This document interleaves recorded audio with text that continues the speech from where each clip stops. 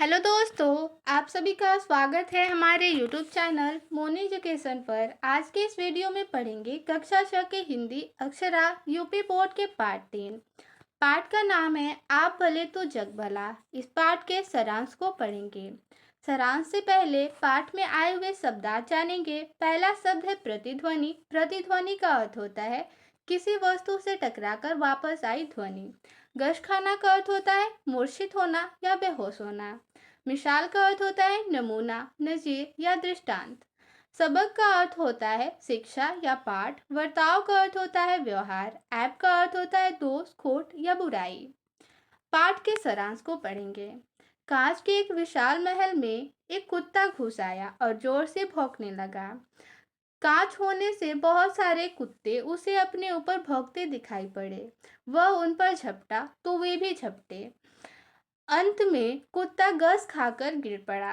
तभी दूसरा कुत्ता आया। वह प्रसन्नता से उछला, कूदा, अपनी ही छाया से खुश हुआ और फिर पूंछ हिलाते हुए बाहर चला गया।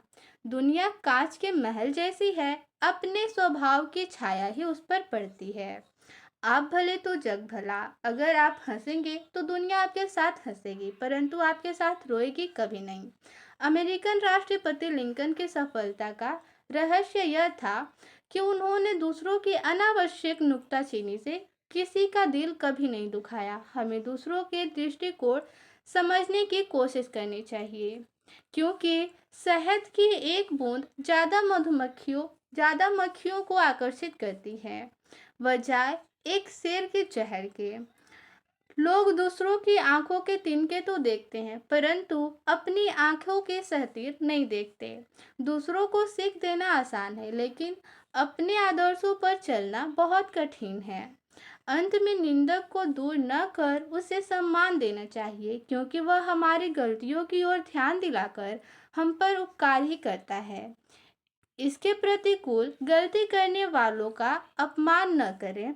हमें प्रेम और सहानुभूति के व्यवहार से उसे सुधारने का प्रयत्न करना चाहिए। गांधी जी हंसकर मीठी चुटकियां लेकर दूसरों की कड़ी से कड़ी आलोचना कर देते थे। जिनकी कहीं भी नहीं पड़ती थी वे गांधी जी के पुजारी बन जाते थे। मनुष्य को व्यवहार कुशल होना चाहिए। जानवर भी प्रेम की भाषा समझते हैं और अनुकूल प्रतिक्रिया करते हैं। हमें अपने आदर्श आचार विचार के साथ साथ दूसरों के साथ प्रेम, सहानुभूति और सम्मान का व्यवहार करना चाहिए। यदि ज्ञानी मनुष्य स्वयं को सर्वज्ञ समझे तो वह सबसे बढ़कर मूर्ख है। तो इस पाठ में इतना ही था। मिलते हैं अगले वीडियो में। धन्यवाद।